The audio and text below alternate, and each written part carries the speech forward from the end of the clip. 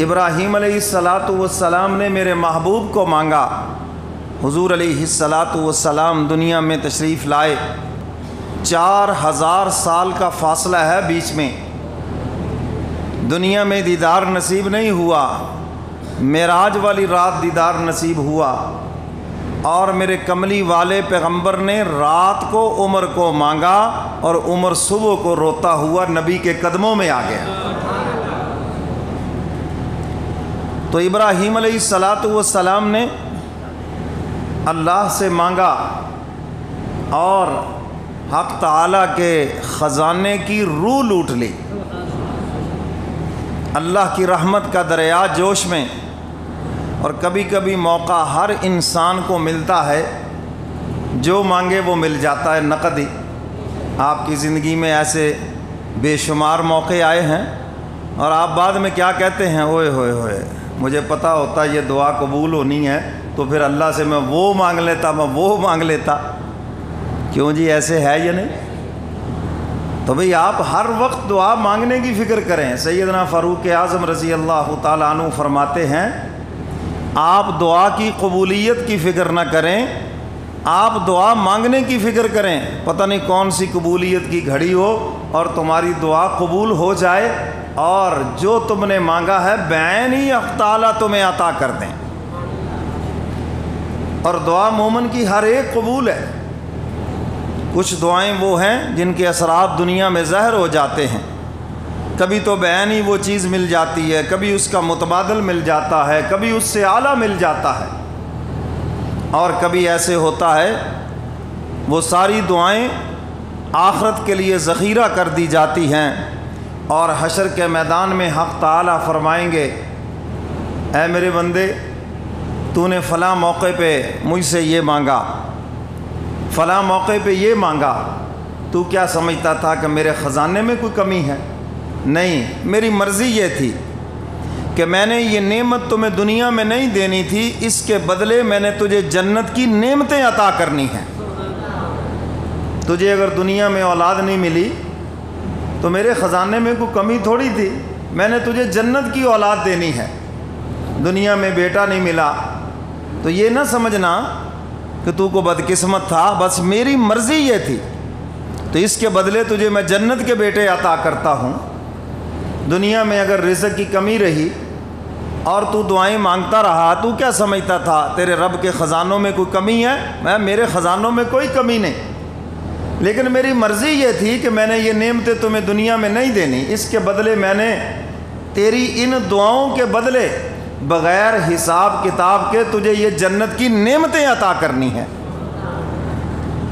اللہ تعالیٰ ایک ایک سے مخاطب ہو کر فرمائیں گے، تو نے فلاں موقع پہ یہ مانگا، یہ مانگا، یہ مانگا، میں نے یہ تیری ساری دعاؤں کو سٹور کیا ہے، جمع ہے میرے پاس۔ تو حق تعالیٰ ہر دعا کے بدلے پھر اس بندے کو جنت کی نعمتیں عطا فرمائیں گے۔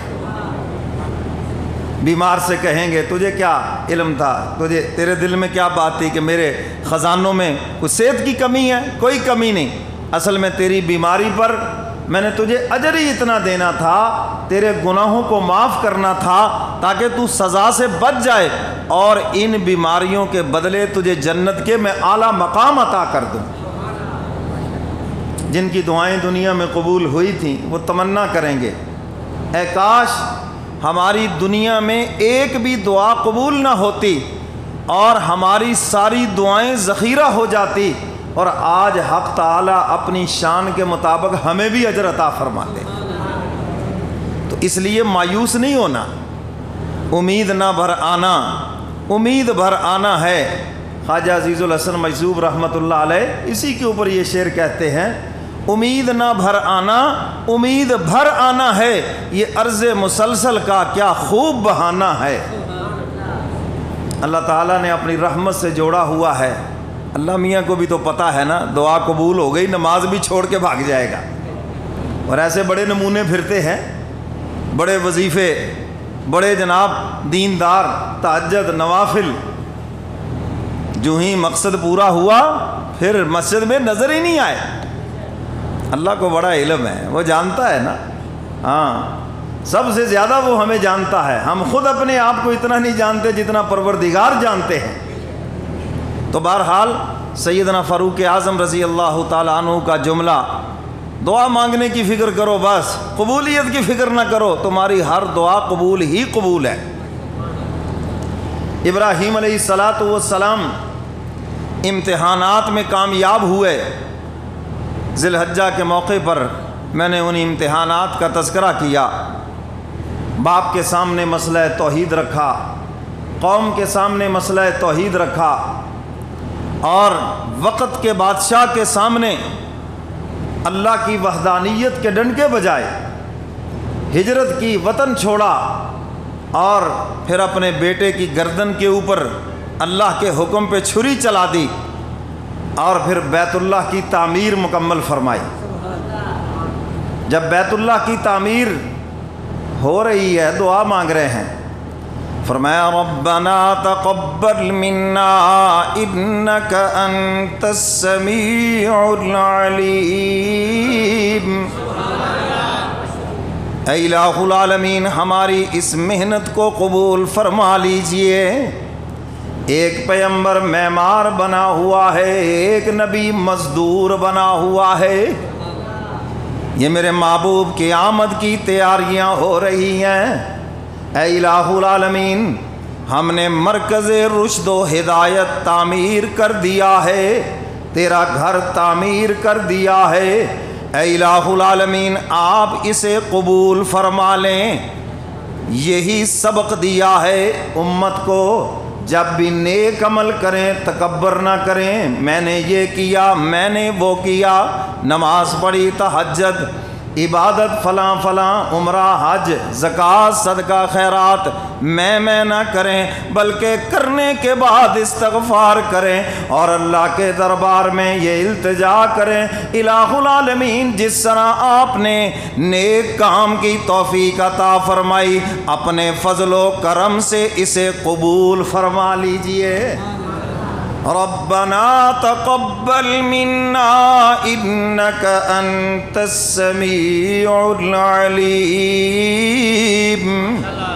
اے الہ العالمین، ہماری طرف سے اسے قبول فرما لیجئے۔ آپ سننے والے بھی ہیں، جاننے والے بھی ہیں۔ اور آگے پھر دعا مانگی۔ حق تعالیٰ فرماتے ہیں خلیل، آج میری رحمت کا دریا جوش میں ہے، آج مانگو جو مانگنا ہے، ہم تمہیں نقد عطا کریں گے۔ مانگو جو مانگنا ہے۔ ربنا وبعث فیہم رسولا۔